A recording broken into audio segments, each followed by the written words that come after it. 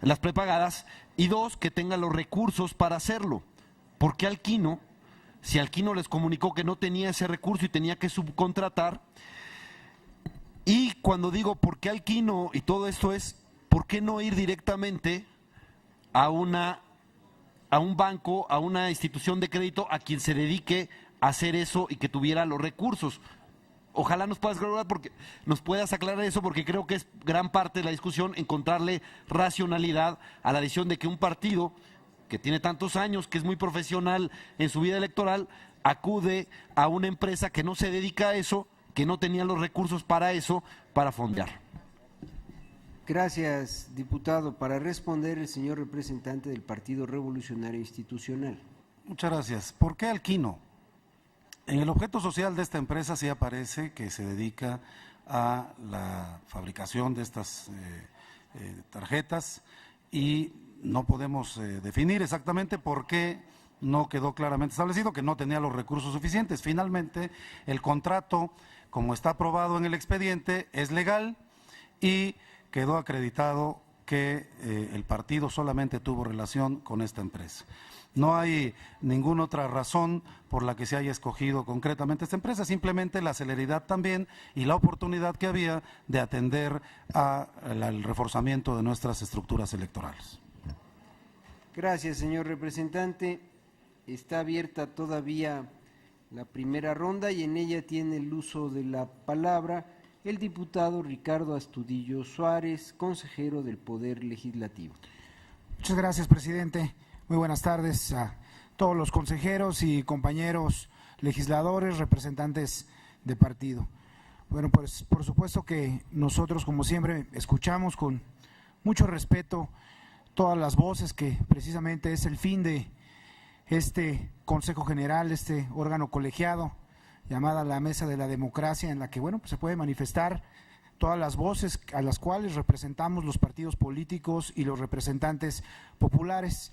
Yo me quiero referir principalmente al documento inicial, porque ya ha habido aquí varios temas sobre esta misma ronda, y mi intervención va a ser específicamente al proyecto de resolución que establece como infundada, y que algunos de los consejeros, varios, todos en la primera intervención que han tenido, han coincidido en que la información a la cual han tenido, por supuesto, acceso por medio de los instrumentos, las obligaciones y las facultades que representa este instituto, han determinado dicha decisión.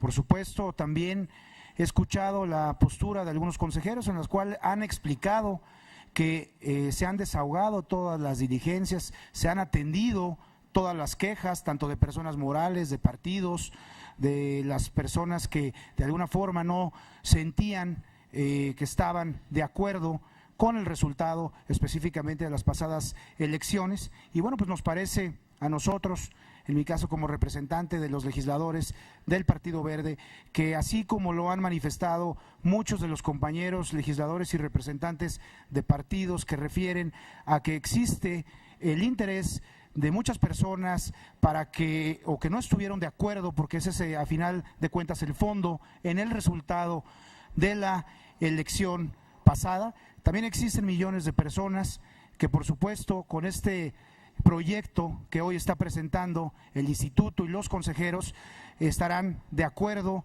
en esta determinación, en el análisis puntual, responsable que se hizo para poder presentar a este órgano colegiado el proyecto con la resolución infundado. Es cuanto, señor presidente. Muchas gracias, señor diputado. Está abierta la primera ronda todavía.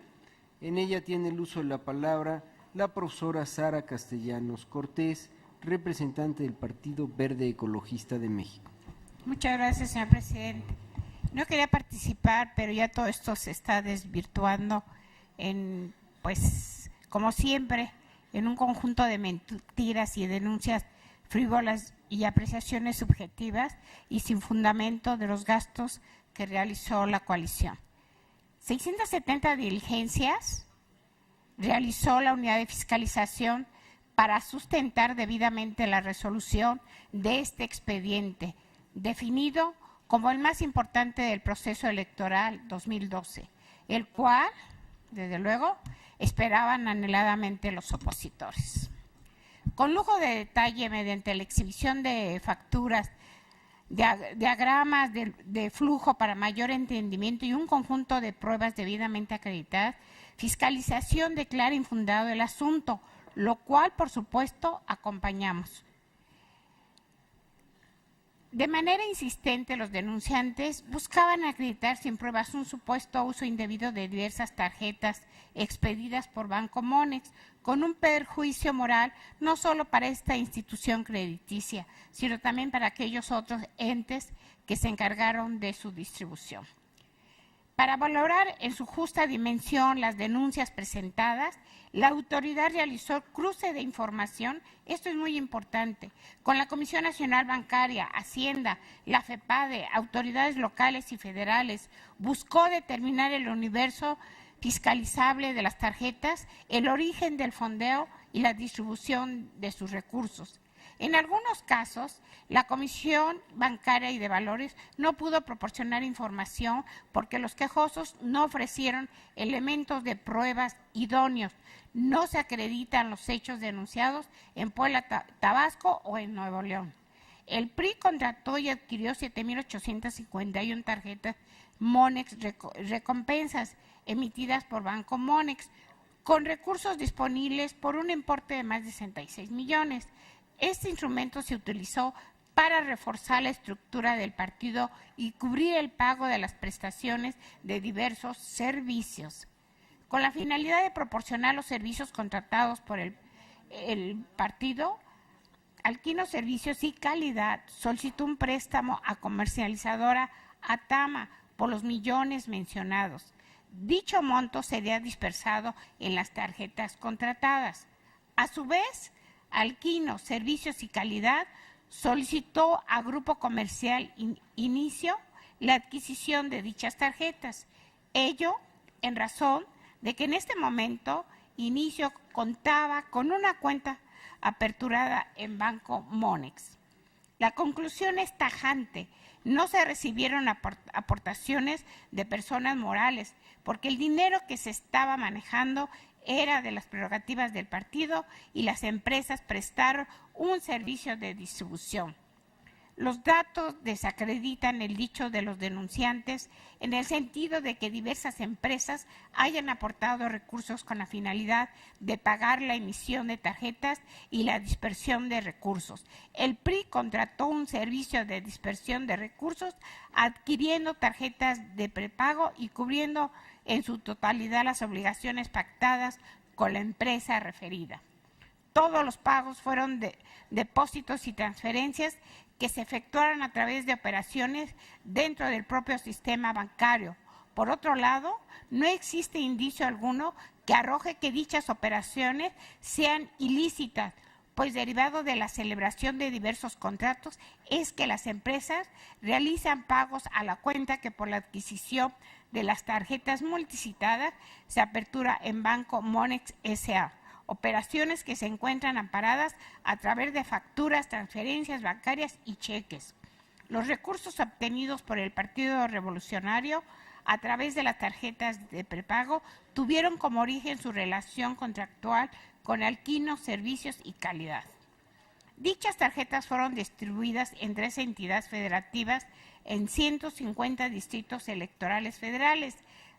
Se desacreditó la supuesta repartición de tarjetas a los representantes ante los consejos distritales, después de que la unidad de fiscalización desplegó su capacidad para entrevistar a un total de 262 personas, 251 personas negaron haberlas recibido, lo cual representa el 92.62% del total de encuestados. 11 personas, 4.06%, declararon haberlas recibido y en 9 casos, el 3.32%, no fue posible realizar diligencias. De las 11 personas mencionadas, los entrevistados no proporcionaron ningún número con el cual se pudiera constatar su dicho. En el caso de los representantes de casilla, Se estimó una muestra de 2.362 personas para realizar entrevistas. Las juntas locales ejecutivas realizaron 1.729 diligencias, 1.300 negaron haber recibido una tarjeta como pago de sus servicios.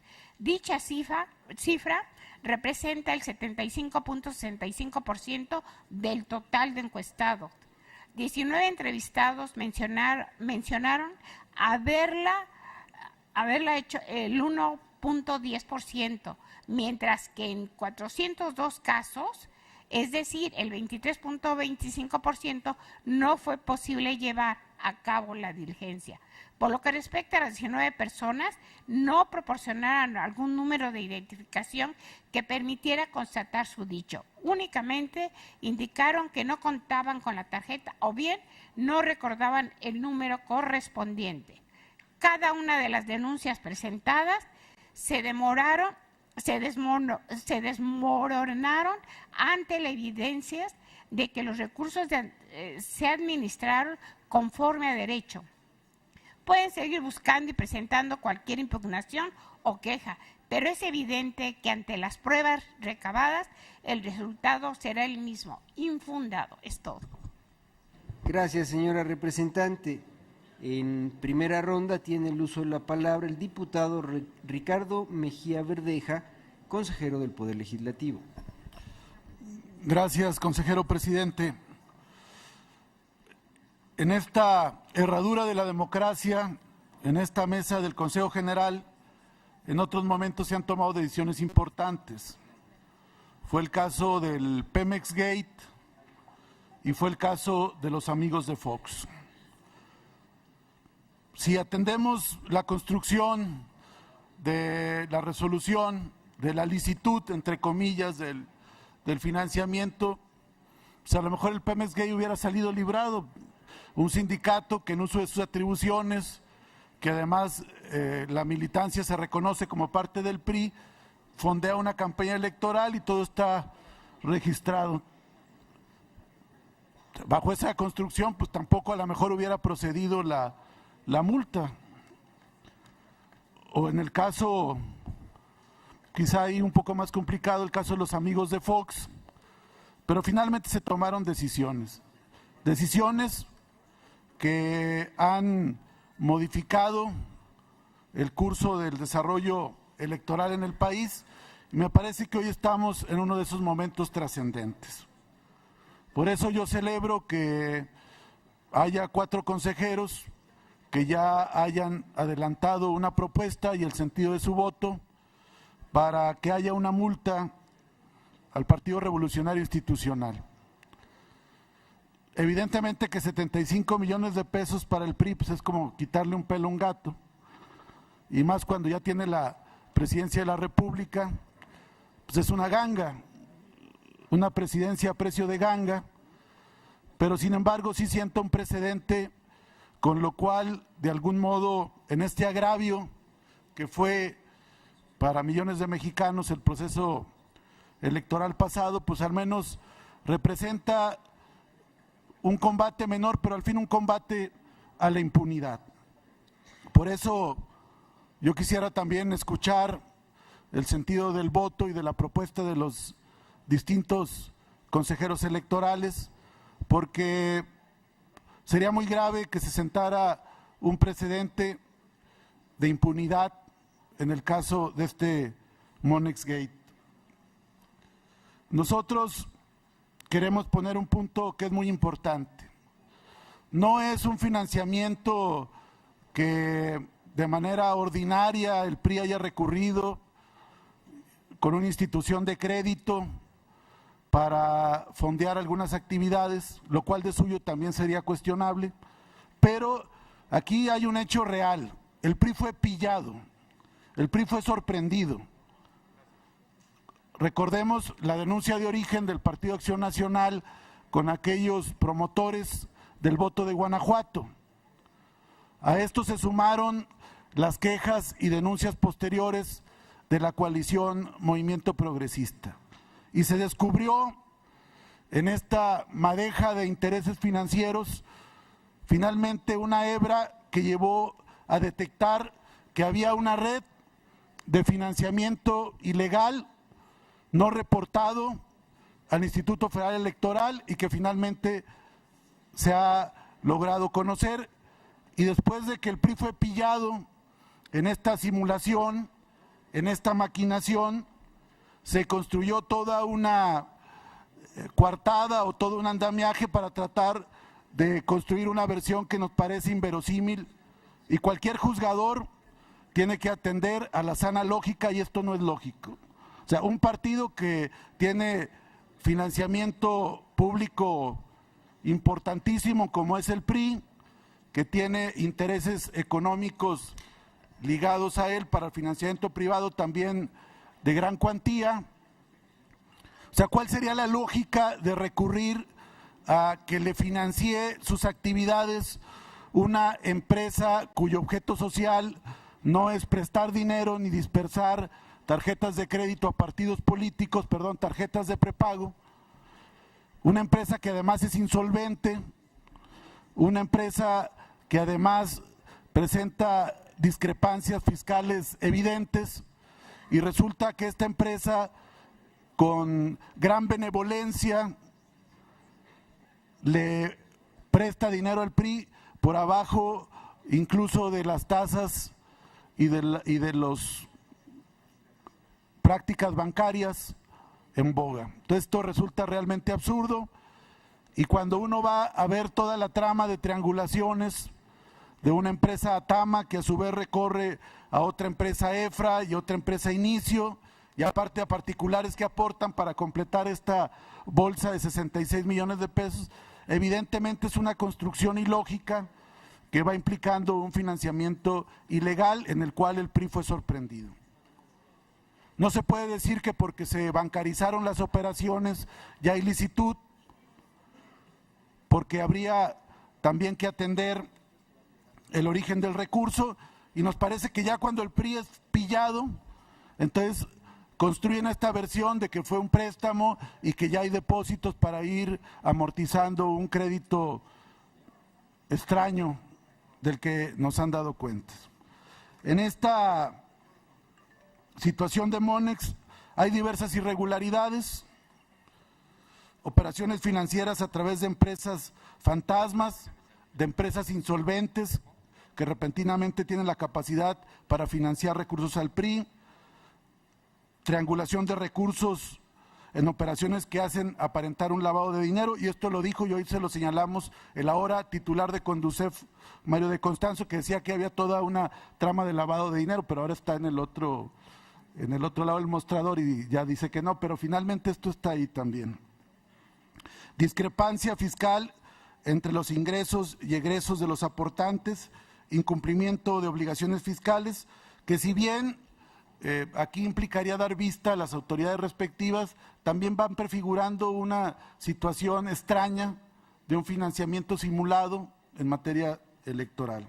Esto resulta pues inverosímil. Y el otro que aquí por acá apuntó la consejera Marván, que a mí me parece también muy importante, todo esto afectó también la equidad en la contienda, y si bien no es un hecho que pueda ya ser implicar en la elección, sí es un valor que afectó y que tiene que tener una sanción de carácter económico, que es una sanción a nuestro juicio menor, pero finalmente no puede quedar como si no hubiera pasado nada. Por eso, además de dar vista al SAT, a la Unidad de Inteligencia Financiera, a la Procuraduría General de la República, que por cierto ahora todo está cubierto, el procurador era el abogado del PRI, Murillo Karam, el del SAT ahora es ministro de la Suprema Corte de Justicia de la Nación, el anterior secretario de Hacienda, como ya lo hemos señalado, ahora es el canciller, el jefe de la campaña ahora es el secretario de Hacienda, y el titular de la Unidad de Inteligencia Financiera es el exprocurador del Estado de México, aquel del tristemente célebre caso Paulet, que se desapareció una niña, y perdón por la niña, pero así fue, en un colchón. Entonces, la verdad es un caso grave de impunidad lo que estamos viviendo, y nos parece que si bien el tema de la elección presidencial es cosa juzgada, no puede pasar avante en este Consejo General que no haya una sanción importante. Y además hay una reincidencia, porque el PRI ya fue multado por el caso Pemex Gate en una elección presidencial y aquí nuevamente vuelve a incurrir en violación en materia de financiamiento. Algunos consejeros apuntan al destino, porque no hubo comprobación, porque no se supo a ciencia cierta hacia dónde fue. Primero el PRI decía que era para operadores electorales, representantes, lo decía Murillo Karam, lo reconoció muy pronto, y ahora resulta que también es para promotores del voto, para operadores políticos territoriales. Y por todas estas razones, evidentemente hay una situación anómala, hay un financiamiento que nosotros consideramos irregular, ilícito. En nuestra opinión eso lo determinará también las autoridades fiscales, pero finalmente por todas estas situaciones nosotros sí pensamos que se debe establecer una multa. Nos parece menor, pero finalmente lo que están planteando, pero finalmente sería ya una sanción, porque además, si cuando un militante comete una infracción, aunque la dirigencia no la reivindique o no la reconozca, opera el principio de la culpa invigilando. Si hubo irregularidades de empresas que a su vez fueron subcontratadas por la empresa Alquino, también esa responsabilidad debe recaer en el PRI, que fue el que utilizó primariamente ese financiamiento, suponiendo que haya sido así por medio de Alquino. Entonces, concluyo, por esas razones queremos escuchar el voto de los demás consejeros. Gracias, diputado. En primera ronda tiene el uso de la palabra el consejero electoral Marco Antonio Baños Martínez. Gracias, señor presidente. Por supuesto que con relación a los argumentos de los partidos políticos me resultan respetables, aunque no coincida con ellos. No me voy a meter a las valoraciones sobre las implicaciones que a juicio de ellos tiene el caso Monex, son particulares, y como alguna vez le expresé respetuosa y amistosamente a mi amigo el diputado Verdeja, pues eso ya es responsabilidad histórica de cada quien. Pero vamos por partes. Me parece un exceso, y se lo digo también amistosamente, hacer una parodia con relación a la actuación de la unidad de fiscalización. ¿Qué tiene que ver este tema con las condiciones institucionales y procedimentales en las cuales se resolvió el caso Pemex Gate? A mí me parece que hay diferencias centrales, es tanto como el exceso que también con respeto lo subrayo cometió nuestro amigo representante del PAN cuando dijo que no sabíamos prácticamente nada después de 6 meses. Pues eso también es una falacia, porque en rigor hay todo un proceso de investigación que nos ha ido permitiendo saber varias cosas. Y voy a decir algunas de ellas que me parecen importantes para expresar las razones por las cuales voy a votar de la manera que lo voy a hacer. En primer lugar, es correcto que en la litis del asunto, en el planteamiento hecho en la queja correspondiente, sí se planteó la posibilidad de que se investigara para determinar si había o no aportaciones ilegales de empresas mercantiles prohibidas por la ley. Eso no tiene problema. Cierto es también que en la litis se fijó la revisión respecto del destino de estos recursos. En esa parte creo que no tenemos ninguna complicación. Pero lo que sí resultó falso fue la cantidad de recursos señalada en la queja original, la queja del 26 de junio, donde se expresó que había una cantidad involucrada por un monto de 701 millones de pesos, para hablar en cifras redondeadas. Eso no fue así. La unidad ha demostrado fehacientemente lo quiero decir, que la cantidad involucrada son 66 millones y ha establecido en el proyecto que está a consideración del Consejo General la forma en que tendría que ser impactado este universo de recursos en las elecciones de carácter federal y en las elecciones de carácter local. Reitero, no se trataba de 701 millón de pesos como lo mencionó la queja en su redacción original, sino de una cantidad mucho menor que ha sido claramente delimitada por la propia unidad. Voy a un segundo punto.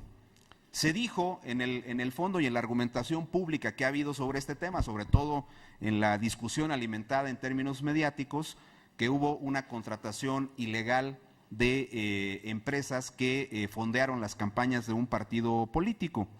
También eso es absolutamente falso, está demostrado en el cuerpo del proyecto que se está discutiendo en este momento.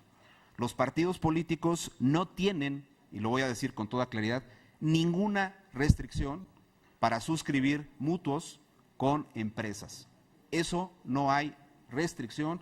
La única restricción está claramente señalada en el artículo 77, numeral 3, del Código Electoral, donde los partidos, la única restricción que tienen para suscribir contratos de esta naturaleza es con la banca de desarrollo, no así con las empresas. Si alguien me dice lo contrario, pues entonces tendríamos que revisar cuándo se hizo el ajuste de las cuentas por cobrar y vamos a encontrar, incluso en las relaciones contractuales actuales de los partidos, ejemplos claros de que esto ocurre. Entonces, dejemos las cosas claramente sobre la mesa. Entonces, la unidad ha determinado que al quedar constancia plena, y creo que en esa parte todos los consejeros electorales estamos coincidiendo, quedar constancia plena de cuál es el origen y el flujo que han tenido estas cantidades de dinero, la contratación no resultó ilegal y ese conjunto de recursos no puede ser imputado a un partido como una aportación prohibida de empresa mercantil en términos del Código Electoral. Eso tampoco existió. Ahí está. Por eso justamente hay unanimidad de los consejeros, eso advierto, en el sentido de que, al menos de los que han hablado hasta este momento, en el sentido de que no se puede fundar el procedimiento por aportaciones prohibidas de empresas mercantiles. ¿Qué es lo que está haciendo en consecuencia la propuesta de la unidad? La unidad está proponiendo que se declare fundado para que los recursos involucrados en este tema sean sumados a los topes de gastos de campaña. Y ha dicho la unidad que del universo total, que son poco más de 66 millones, 50 y medio vayan a la elección federal prorrateada en los términos que determine la unidad. Eso lo veremos cuando se discutan el miércoles de la próxima semana los informes y los dictámenes relativos a los informes de gastos de campaña, y 16 millones en otras consideraciones de elecciones locales. Esto es lo que ha dicho la unidad y tampoco veo que exista ninguna diferencia. Aquí sí hay un diferendo, porque aquí la unidad está, digamos, en medio de los criterios de los partidos políticos que pretenden fundar de una manera distinta el procedimiento, y evidentemente los partidos denunciados que en este caso están argumentando que no se trata de un gasto de campaña sino de un gasto ordinario. También veo, y yo coincido con esa parte, que este gasto debe sumarse a los de campaña y no al ordinario. Me parece que hay buenos argumentos, hay buenas razones de la unidad para clasificar, pero voy a un punto fino aquí y me voy a referir a la propuesta de mis colegas, del consejero Nasif, del consejero Córdoba, del consejero Alfredo Figueroa y de la consejera Marván. No puedo acompañar esa propuesta y no la puedo acompañar por una simple y sencilla razón, porque es una propuesta que suena en términos estéticos a una intención de fundar por fundar el procedimiento. No hay un argumento de fondo y lo voy a decir por qué. Porque la unidad de fiscalización, cuando hizo la revisión de la información que proporcionó el Partido Revolucionario Institucional con relación a este tema, reclasificó el gasto, reclasificó la característica del gasto realizado a través del tema de Monex y dijo: no se trata de gasto ordinario, sino de gasto de campaña. Pero eso proviene de una decisión de la autoridad. Y luego después decimos, para fundar, al menos en la perspectiva de mis colegas que lo han propuesto así, que no se comprobó el destino de esos recursos. No se puede comprobar de esa manera, porque la forma en que fue planteada la información proveniente del partido político había considerado esta parte. Vamos a ver cómo los demás partidos hicieron algo parecido, pero esta parte venía asignada a los gastos ordinarios. Un acto de autoridad ha generado una reclasificación de ese gasto y correctamente se está sumando a los topes de gastos de campaña. Quererlo fundar de esa manera, y lo digo con todas sus letras, sería violatoria de garantías. Aquí se estaría vulnerando el tema de las garantías procesales para que se pueda hacer la comprobación correspondiente. Por eso yo no puedo acompañar bajo ninguna consideración la propuesta que mis colegas están formulando con relación a este tema. Ni siquiera ha habido una reflexión respecto a simple y llanamente que no hay un planteamiento que de parte del partido involucrado compruebe fehacientemente el destino de estos recursos. tampoco ha habido sobre la mesa, de parte de mis 4 colegas, supongo que ellos ahondarán en su propuesta en la segunda ronda, pero no hay argumentos para determinarlo, para sustentar la propuesta en el sentido de que debería de ser fundado por no haberse aclarado correctamente el destino. La verdad es que lo demás es discurso. No hay una argumentación sólida que pueda sostener la propuesta de María Marván o la argumentación de María Marván. Le hice la pregunta y no la contestó. ¿Por qué? Porque es complicado sustentarlo de esa manera. Proviene la reclasificación del gasto por un acto de autoridad, Insisto en ese punto. Entonces, podríamos llegar al extremo de que al fundar el tema para que se sume a los gastos de campaña, estemos vulnerando los derechos de una organización política que había originalmente reportado estos gastos como gastos ordinarios y no de campaña. Este es el punto central del tema. Sobre una base de violación de garantías es como se quiere fundar el procedimiento. Por eso, con todo respeto, yo no puedo acompañar la propuesta que han formulado mis colegas en esta mesa. Ese es el punto. Y obviamente hay que decir una cuestión que también es relevante para efectos mediáticos, porque si no, luego sobrevienen las confusiones interesadas, por cierto.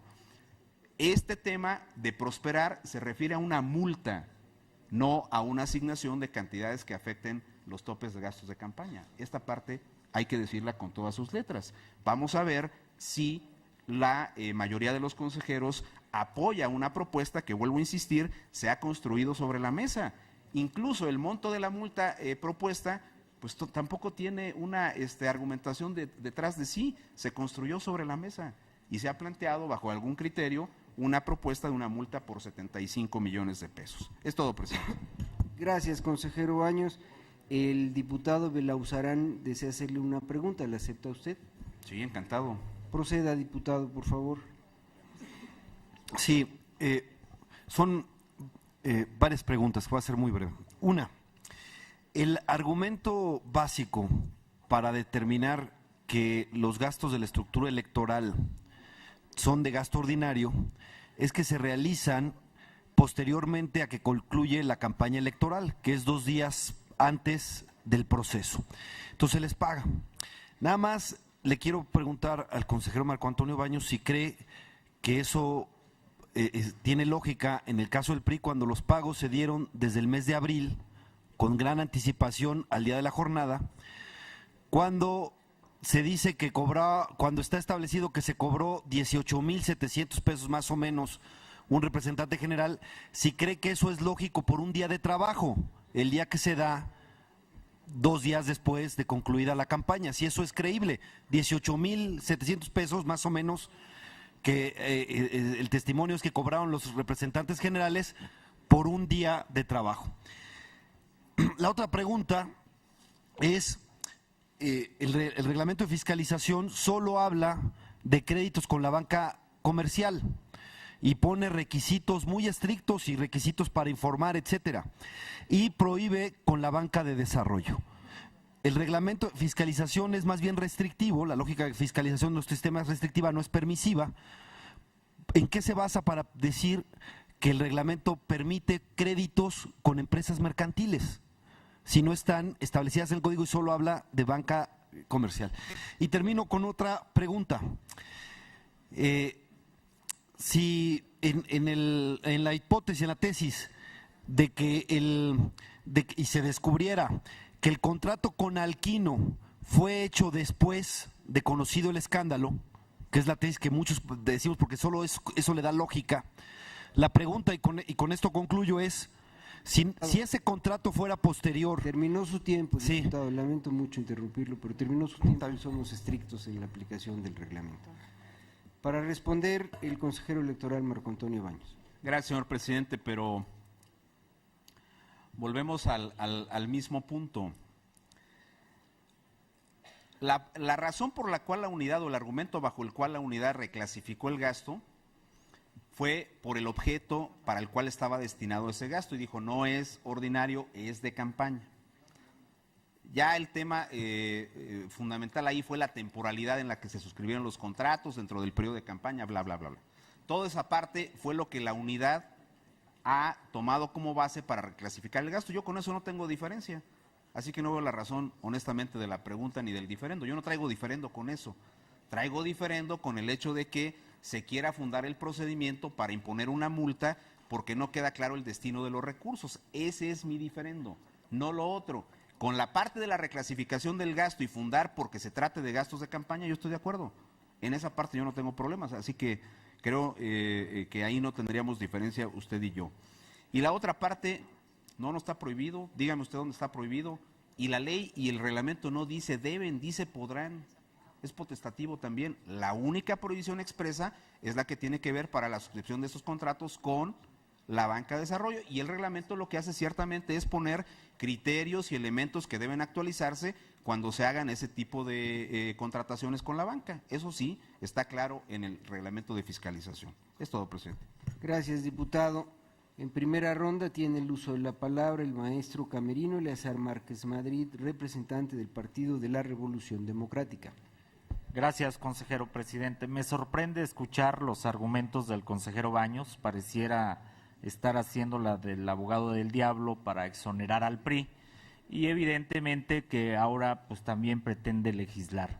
Es claro lo dispuesto en la Constitución en el artículo 41, las obligaciones que tenemos los partidos políticos de cumplir la legalidad en el aspecto de lo que se refiere a recursos financieros que finalmente tienen que ser públicos.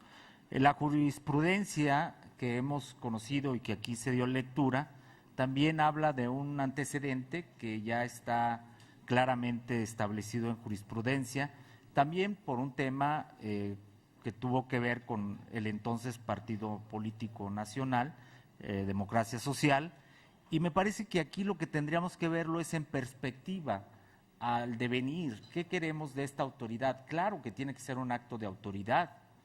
Evidentemente que estamos ante un hecho inédito que sorprende a la sociedad mexicana y que introduce un elemento novedoso de cómo triangular recursos a partir de supuestamente una amplia interpretación tan laxa como la hace el consejero Baños, de que no está prohibido.